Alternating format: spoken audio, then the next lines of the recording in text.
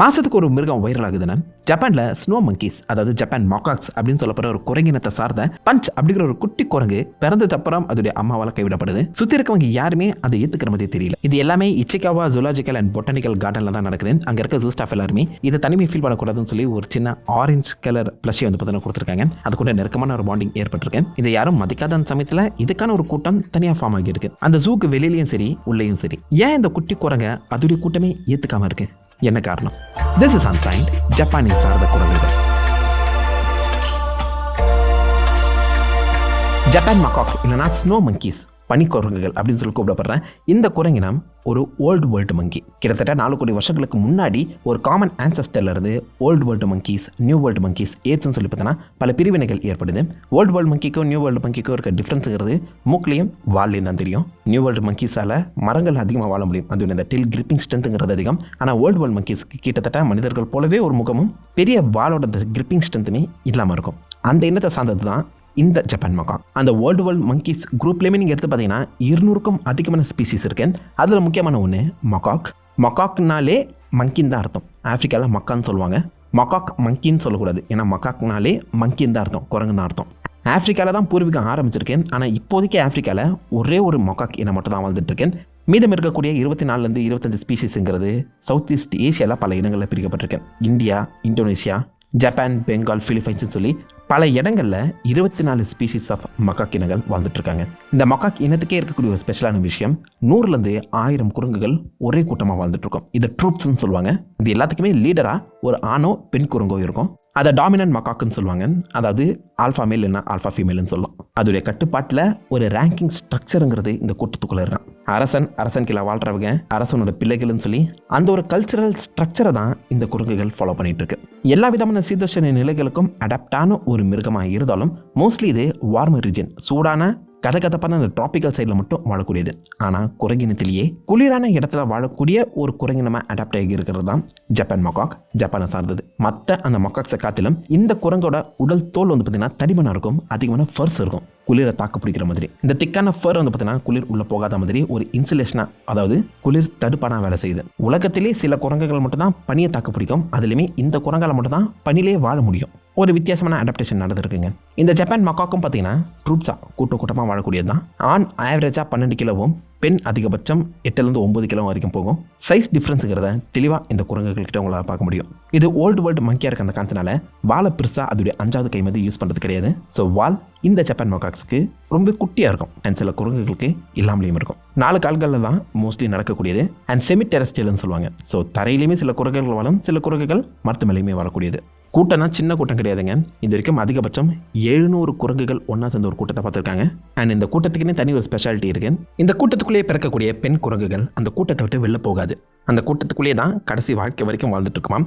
ஆனால் ஆண் குரங்குகள் வயசுக்கு வந்தோடனே துரத்தடிச்சிருவாங்களாம். அந்த ஆண் குரங்குகள் வேற ஒரு கூட்டத்தில் போய் அங்கே ஜாயின் ஆகி அங்கே தன்னுடைய அந்த கெத்தை ப்ரூவ் பண்ணி கொஞ்சம் கொஞ்சமாக ஆல்ஃபா மேலுக்கும் சண்டை போடலாம். அப்படி இல்லைனா அங்கே இருக்கக்கூடிய மற்றவங்க கூட ஒன்றா சேர்ந்து அந்த குரூப்லேயே தனக்கான ஒரு இணையை தேர்ந்தெடுத்து வாழவும் செய்யலாம். ஏன் அப்படின்னா ஒரு கூட்டத்துக்குள்ளேயே திரும்ப ஆண் குரங்குகள் அப்படியே வளர்ந்துட்டு இருக்கும்போது இன்பிரீடிங்கிறது அதிகமாக நடக்கும். ஸோ அந்த கூட்டம் அழிந்து போகிறதுக்கான வாய்ப்புகள் அதிகம். கல்ச்சரலாக நல்ல ஒரு கூட்டத்தை ஃபார்ம் பண்ணுறதுக்கு இந்த மாதிரி டிஃப்ரெண்ட் குரூப்லேருந்து பார்த்தீங்கன்னா ஆண்களை அது தேடி வந்துகிட்டே இருக்குமாங்க. இந்த கூட்டத்துக்குன்னு டாமினன்ஸ் ஹியரார்கிங்கிற ஒன்று இருக்குது. அதாவது வழக்கமாக இந்த கூட்டத்தை வழிநடத்தக்கூடிய ஒரு லீடருங்கிறது இருக்கும். அந்த லீடர் எடுக்கிறதா முடிவே. அண்ட் அந்த லீடரை யாரும் எதிர்த்து பேசக்கூடாது. அப்படி எதிர்த்து பேசினாங்கன்னா ஒரு சண்டைங்கிறது நடக்கும். அந்த லீடருக்கான அந்த போட்டின்னு சொல்லலாம். அந்த சண்டையிலிருந்து அடுத்த லீடர் பார்த்தீங்கன்னா உருவாக செய்வாங்க. பட் எந்த ஒரு சண்டையுமே நடக்கலைன்னா அந்த லீடரோட குழந்தை குழந்தைன்னு சொல்லி நெப்போட்டிசம் வகையில் தான் பார்த்தீங்கன்னா அந்த கல்ச்சருங்கிறது, அந்த டாமினன்ஸுங்கிறது வளர்ந்துட்டு போவாங்க.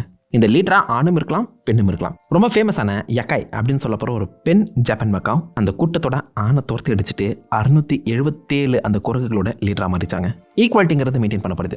பட் அதே ஈக்குவாலிட்டி அங்கே இருக்கக்கூடிய மற்றவங்களுக்கு கிடைக்குதான்னு கேட்டிங்கன்னா அதான் கிடையாது. இந்த லீடருக்கு கீழே என்ஃபோர்ஸஸ்ன்னு சொல்லி 4 பேர் சுற்றிட்டு இருப்பாங்க அந்த லீடரோட பேச்சை கேட்குற மாதிரி. அந்த லீடரோட ஒய்ஃப், அந்த குழந்தைகளுக்கு தான் முதல் இடம்ங்கிறது கொடுக்கப்படும். அந்த குழந்தைகளிலையுமே ஆண்களை காட்டிலும் கடைசியாக பிறக்கக்கூடிய பெண் குழந்தைக்கு தான் அதிக முக்கியத்துவம் கொடுக்கப்படுமா. அதாவது ஒரு லீடருக்கு 3 பெண் குழந்தைகள் இருந்தால் அதில் 3வது பெண் குழந்தைக்கு தான் முக்கியத்துவம் கொடுக்கப்படுவாங்க. யங்கஸ்ட் அசெண்டன்சின்னு சொல்கிறாங்க. ஏன் அப்படின்னு தெரியல. பட் ரேங்கிங் கல்ச்சர் அந்த மாதிரி தான் மாறிட்டு இருக்கேன். மற்ற குரங்குகள் எல்லாமே மேலே இருக்கக்கூடிய ஹையர் பொசிஷனில் இருக்கக்கூடிய அந்த குரங்குகள் கூட ஒத்து போகணும். அந்த குரங்குகளுக்கு கால் அமைக்க விடுறது, க்ரூமிங் பண்ணுறது, ஹெல்ப் பண்ணுறது அப்படின்னு சொல்லி சில எடுபடி வேலைகள் பார்த்து மேலே போயிட்டு இருக்குமாங்க. ஸோ கீழே இருக்கக்கூடிய அந்த குரங்குகளை மற்ற குரங்குகள் பெருசாக மதிக்காதான் துரத்தி அடிக்கிறது, ஹராஸ் பண்ணுறது, அதிக ஸ்ட்ரெஸ் கூட்டுறதுன்னு சொல்லி அந்த கட்டங்கடைசியில் இருக்கக்கூடிய ரேங்க்ல வராத அந்த குரங்குகளை ரொம்பவே ஹராஸ் பண்ணுமா, புள்ளி பண்ணுமா, தொந்தரவு பண்ணுமா. அதிலுமே பெண்கள் தான் பெருசாக பாதிக்கப்படுறது. ஏன்னா ஆண்கள் தான் கூட்ட விட்டு எஸ்கேப் ஆயிடும்ல. அந்த ரேங்க் கடைசியில் இருக்கக்கூடிய பெண்கள் ரொம்ப துன்புறுத்தப்படும் சொல்லப்படுதுங்க. ஸோ வழக்கமாக இந்த மாதிரி மக்கா கூட்டத்தை எடுத்து பார்த்தீங்கன்னா அதிகமான பெண்கள் தான் இருக்கும். ஏன்னா பெண்கள் கூட்டத்தை வெளில போகாது. பாட்டி, பொண்ணு, பேத்தின்னு சொல்லி அந்த ஸ்ட்ரக்சர் பெருசாகிட்டே போகும். ஆனால் பெண் குரங்குகள் தான் உண்மையிலேயே புத்திசாலித்தனமாகவும் நடந்துக்கிற மாதிரி காமிச்சிருக்காங்க. அண்ட் அந்த கூட்டத்துக்கு தேவைப்படக்கூடிய அந்த கல்ச்சரையுமே பெண் குரங்குகள் தான் கொண்டு வருதான். அதுக்கான ரெக்கார்டட் ஹிஸ்ட்ரியே இருக்குது. ஃபேமஸான எக்ஸாம்பிள், ஒரு குரூப் ஆஃப் மக்கா கூட்டம் வந்து பார்த்திங்கன்னா ஜப்பானோட அந்த கடற்கரை ஓரத்தில் வாழ்ந்துட்டு இருக்குமா. மனிதர்கள் அதை பற்றி அதிகமாக படிக்கணும்னு சொல்லி அந்த குரங்குகளுக்கு ஸ்வீட் பொட்டேட்டோஸ் கொண்டு போய் அந்த கடற்கரை ஓரத்தில் கொட்டுவாங்க. ஸோ கொட்டும்போது கண்டிப்பாக அதில் மணல் பறந்து வாஸ்தவம் தானே. மற்ற குரங்குகள் அந்த மணலை தட்டி விட்டுட்டு தான் சாப்பிடும். ஆனால் அந்த கூட்டத்தில் ஈமோன்னு சொல்லப்படுற ஒரு புத்திசாலி பெண் குரங்கு, ஈமோனா பொட்டேட்டோன்னு அர்த்தம், அந்த கிழங்கை எடுத்து தண்ணியில் கழுவி சாப்பிட்டுச்சான். அதோட நிற்கலங்க, அந்த கிழங்க பக்கத்தில் இருக்க அந்த தண்ணீர், உப்பு தண்ணியில், கடல் தண்ணியில் வந்து பார்த்தீங்கன்னா தொட்டு சாப்பிட்டுச்சான். ஏன்னா கடல் உப்புங்கிறது இந்த கிழங்கோட சேர்த்து சுவையை கூட்டி கொடுக்குது போல. இந்த குரங்கு இதை ஃபாலோ பண்ணுறதை பார்த்த உடனே மற்ற குரங்குகளும் தொடர்ந்து இதை ஃபாலோ பண்ண ஆரம்பிச்சது. அப்போதுலேருந்து இப்போ வரைக்கும் அந்த ஏரியாவில் வசிக்கக்கூடிய அந்த குரங்குகள் அந்த கிழங்கை கொடுத்தா அதை தண்ணியில் தொட்டு தான் சாப்பிடுவாங்க. டீயில் பிஸ்கட் தொட்டு சாப்பிட்ற மாதிரி அந்த கல்ச்சரை ஈமோங்கிற ஒரு குரங்கு உருவாக்கி விட்டுட்டு போயிருக்கு. அது மட்டும் இல்லாமல் குளிர் நேரங்களில் எரிமலைகளுக்கு பக்கத்தில் வந்து பார்த்திங்கன்னா தண்ணீர் கொஞ்சம் குட்டைகள் மாதிரி தேங்கி நிற்கும். அதில் அந்த தண்ணீர் வெதுவெதுப்பாக இருக்க அந்த சமயத்தில் இந்த குரங்குகள் போய் குளிரை தாக்கு பிடிக்கிறதுக்கு உள்ள நீச்சல் அடிக்குமா. அந்த வெதுவெதுப்பான தண்ணியில் நீந்த முடியுங்கிறதையுமே ஒரு கல்ச்சர் ஃபார்மேஷனில் கொண்டு வந்திருக்கதா சொல்கிறாங்க. மற்ற குரங்குகள் இது பண்ணுறது கிடையாது. இந்த மக்கா இன குரங்குகளில் எல்லாமே நல்லா ஸ்விம் பண்ணும். ஆனால் எந்த குரங்கும் இந்த மாதிரி ஸ்பாவில் உள்ளே போய் வெதுவெதுப்பான தண்ணியில் அதிக நேரம் இருக்கிறது கிடையாது. ஜப்பான் மக்கா மட்டும் கொஞ்சம் ஸ்பெஷலாக சொல்ல முடியும். இதுலேயுமே அந்த பவர் ஸ்ட்ரக்சருங்கிறது ஃபாலோ ஆகுது. ஹையர் ரேங்க்கில் இருக்கவங்க தான் ஃபர்ஸ்ட் உள்ளே போய் உட்காரணும். அதை தொடர்ந்து அந்த ஸ்ட்ரக்சரில் யாரெல்லாம் கம்மி ரேங்க்கில் வராங்களோ அவங்களாம் பக்கத்தில் தான் வரணும். சில குரங்குகள் உங்களுக்கு நான் வந்து கை பிடிச்சி விட்றேன், கால் பிடிச்சி விட்றேன்னு சொல்லி அதே காரணமாக வச்சு உள்ளே போய் பார்த்தீங்கன்னா அந்த வெதுவெதுப்பான தண்ணீரை அனுபவிச்சுக்குவாங்க. ஸோ அந்த கூட்டத்துக்குள்ளே டாமினன்ஸ் ஹியரார்கிங்கிறது இப்போ வரைக்குமே மெயின்டைன் பண்ணப்படுது. டாமினன்ஸுங்கிறது அடக்கால் முறை, டெமோக்ரஸி கிடையாது. இந்த மக்கா குரங்குகள் எல்லாமே ஆம்னிவரஸ், நம்ம மனுஷங்க போலயே தான்.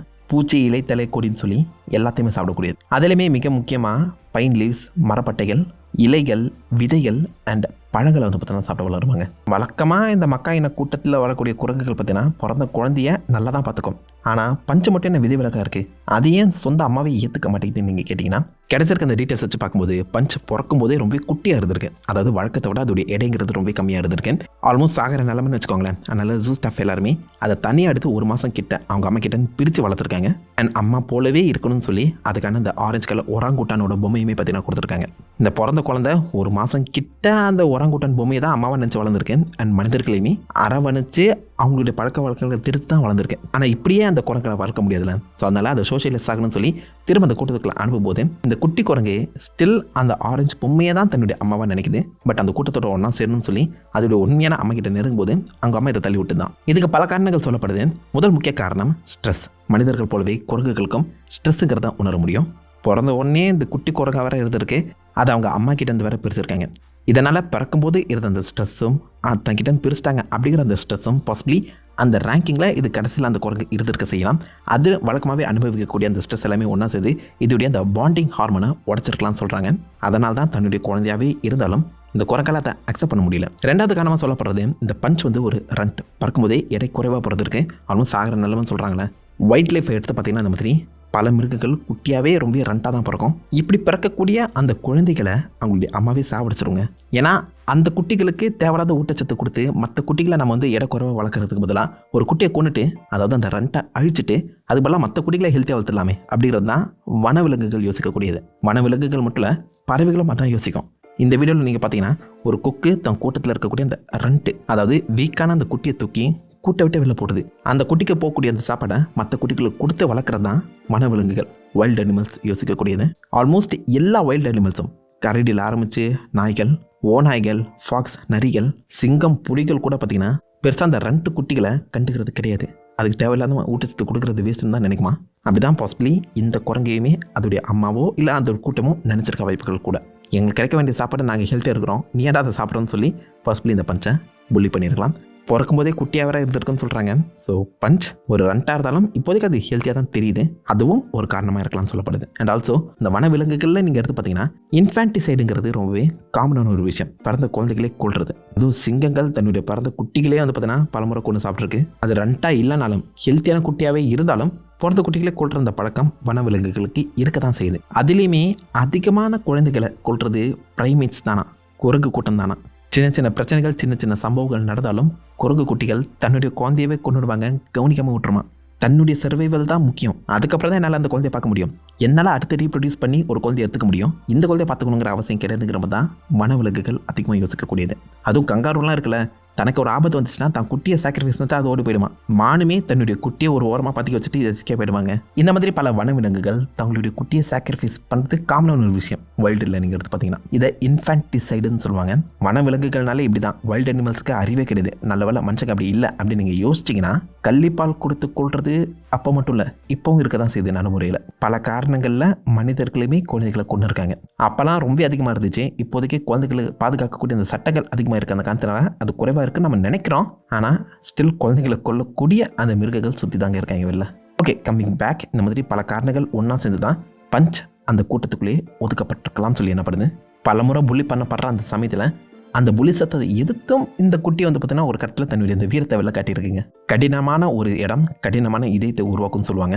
பவர்ஃபுல் பிளேசஸ் மேக் பவர்ஃபுல் பீப்புள்ஸுங்கிற மாதிரி இந்த குரங்கும் தன்னுடைய தைரியத்தை சில இடங்களை வெளிக்காட்ட செஞ்சுருக்கேன். என்னுடைய ஆரஞ்சு ப்ளஷி அவங்க அம்மா மாதிரி நினைக்கிற அந்த பொம்மையை சில பேர் களவாண்டு போக ட்ரை பண்ண அதை எதிர்த்தும் இந்த குட்டி நின்றுருக்கு. நல்ல விஷயம் என்னன்னு கேட்டிங்கன்னா, பஞ்சை பாதுகாக்கக்கூடிய ஒரு கூட்டம் இப்போதைக்கு அந்த ஜூக்குள்ளேயே உருவாக்கியிருக்கான். இது அந்த டாமினன்ஸ் ஹியரார்க்கியில் கடைசி லேயரில் இருக்கக்கூடிய கூட்டங்கிற மாதிரி சொல்கிறாங்க. எப்படி பார்த்தாலும் பஞ்சுக்குன்னு ஒரு ஃபேமிலி கிடச்சிருக்கு. அந்த ஜூக்குள்ளேயும் சரி வெளியிலையும் சரி. Stay strong punch. This is ancient signing of.